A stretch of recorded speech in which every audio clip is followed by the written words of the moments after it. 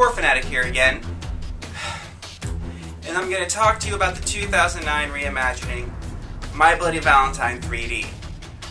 I didn't hate all of this film, but it's really close.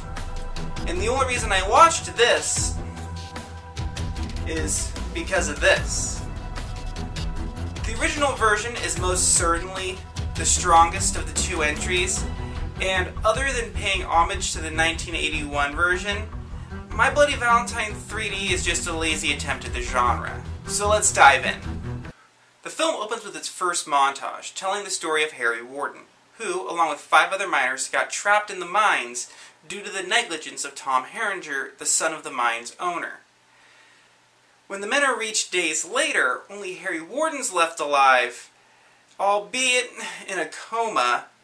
We also learn that Harry Warden has killed the other 5 miners in order to increase his oxygen supply. Oh, also this took place on Valentine's Day.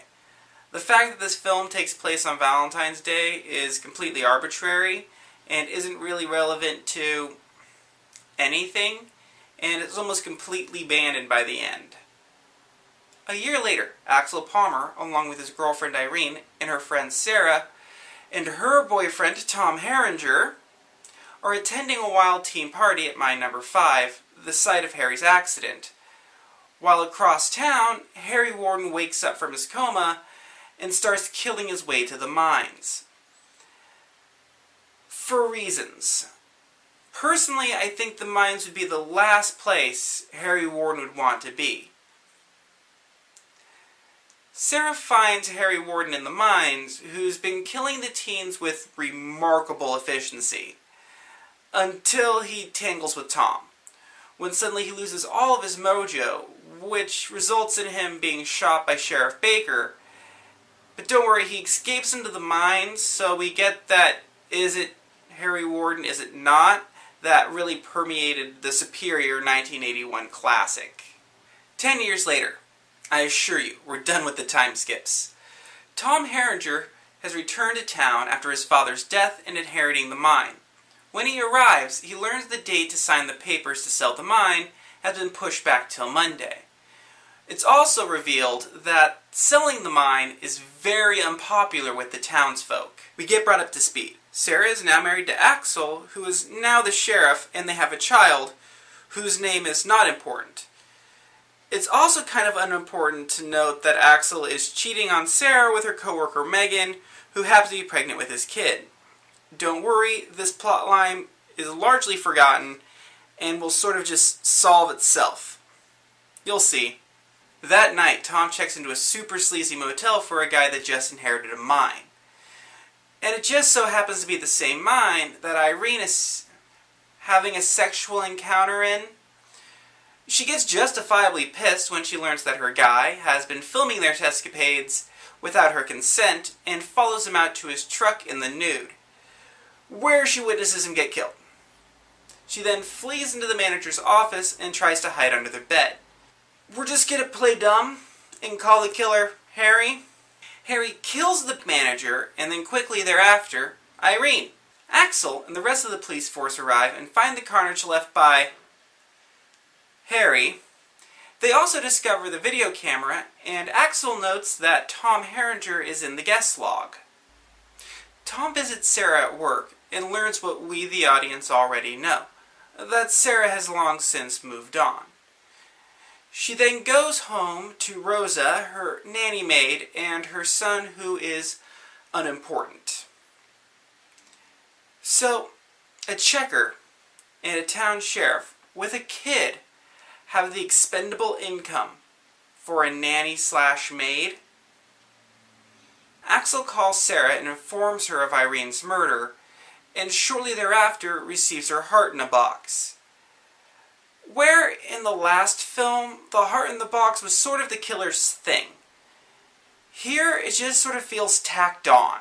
Tom visits a local bar, which is a horrible idea, as the whole town hates him for not just selling the mine, but they still blame him for what happened 10 years ago. He's knowingly walking into hostile territory, and it ends pretty much how you think it would.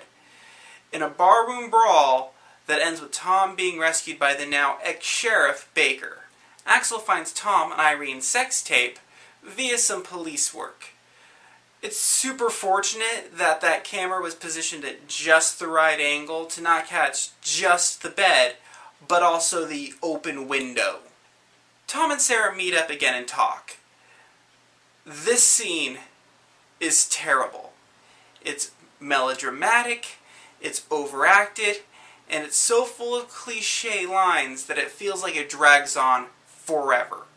I don't know if I should scold the actors or the director for this. Somehow, this conversation causes Tom to think he must face his fears, and he heads to the mine to tell Ben that he no longer wants to sell it. Down at the mines, Tom is attacked by Harry, and after a short kerfuffle, is locked inside a metal cage. Harry then attacks the miner that was accompanying Tom. Since the miner was on the phone when he is attacked, the miner's up top here and rush down to see what's going on. They find him dead and Tom locked in a cage, which leads them to believe that Tom is the killer even though he was locked in the cage. Tom, though, claims that the killer was Harry Warden. At the hospital, Axel and Tom fight over Sarah. Why? Out of all of the things that they could have brought over from the original, did they have to bring over the love triangle? I care less about this one than I did about that one. Anyway, Axel reveals that the town elders hunted down and killed Harry Warden 10 years ago, vigilante justice style, and then the group heads out to the woods, led by Ben, to Harry Warden's grave. When they arrive, they find the grave empty. Axel takes in Tom for questioning, and admittedly, Tom is kind of a dick. I'm not saying that he deserves to be assaulted by Axel, but I'm saying he was asking for it and deserved the punch to the mouth. The altercation ends when the deputy pulls Axel off of Tom. Also, she's settled. Axel's the town sheriff, which holds a certain level of prestige, and he's successful enough that they're able to live in a nice house with a nanny maid. On the other hand, he is a big old cheater. But let's take a look at you, Tom. You disappeared for 10 years and never called or wrote anyone, to the point where people were thinking you were dead. You have no income, well, other than the mine you just inherited, which is evident by you staying at the sleaziest motel on that stretch of highway. And let's not forget the most important thing. You're chasing a married woman with a kid. I think that says something about your personality. After being released due to, being locked in a cage when the murder took place, Tom heads off to Mine 5 and search for Harry. While there, he notices a light in the woods and follows it, which leads him to the same run-down old house that the sheriff used for, well, cheating. So Ben here has been trying to get Tom to take over the mine and not sell it. He's also a town elder that was part of Harry Warden's murder posse. After being warned about Harry's possible return, he gets drunk and waits around with a gun for him, which would go better if he would just keep the damn thing loaded. Anyway, Ben is attacked and killed by Harry. Axel and Sarah fight about Tom, just in case you care about this more than I do, which isn't hard all things considered. Then Axel learns of Ben's body being discovered in Harry Warden's empty grave. Sarah and Megan discuss how Sarah ended up with Axel instead of Tom. When Harry shows up, and we actually have a good chase scene. While running, Sarah trips on nothing, which is a bit of an epidemic in this film, but is saved by Megan. Trapped inside the office, Megan frantically tries to unlock the window so they can escape, while Sarah fights to keep Harry out. While climbing out the window, Megan is pulled out into the alleyway by Harry, where she is killed. Sarah uses this moment to hit the fire alarm that might have been useful earlier and escapes out the front of the building where she runs into Axel. They search the alley for Megan and find her butchered corpse. Sarah reveals to Axel that she was aware of the affair and suggests that Megan's attack was directed at Axel. And that's the end of that subplot. At Sarah's house while watching her kid, Rose is attacked and killed by Harry Warden. Outside, ex-Sheriff Baker arrives and warns the police that Harry Warden is inside. How he's deduced this, I don't know. Inside, the officer finds Rose's body in the dryer, which is a really nice nod to Mabel's death in the last film. Outside, Baker and the killer face off, and it ends well with Baker getting his face ripped off. Tom contacts Sarah, saying that he no longer thinks that Harry Warden is the killer, and that he needs to show her something. She reluctantly goes with him, and on the ride, he tells her that he thinks Axel is the actual killer. On Axel's end of things, we learn that Tom has spent the last 7 years in a mental institution. Axel warns Sarah over the phone, convincing her that Tom is dangerous, and she crashes the car in order to escape. She runs into the woods and comes across the house, magically. Inside the house, she finds the candy box that was given to Axel, along with the photo of Sarah and Tom. She also uncovers a hoard of candy boxes. But Harry shows up, and Sarah escapes the house by being a total badass. She then runs from the house to the much safer mines. Inside the mines, we get a recreation of my favorite scene from the 1981 classic. And then Sarah just sort of runs around aimlessly, until she runs into Axel, quite literally. She manages to get his gun from him and holds him at gunpoint. Tom arrives, which further escalates the situation. As she holds both men at bay, Tom accidentally slips up and reveals that he's been the killer all along, as well as being some prime grade A crazy. In case you missed this, they show you it again via a montage, which is just weak storytelling. The reveal should be the strongest moment in a slasher. Think the original Prom Night or Sleepaway Camp. Not your weakest moment. Tom and Axel face off in the old shovel versus pickaxe, which feels less like an homage to the original, and more like this film's just taking the time to be lazy now. After Axel gets on the wrong end of the pickaxe, it becomes very apparent that the town sheriff has never once taken his wife to a gun range. Both of them are able to escape Tom and flee further into the mines.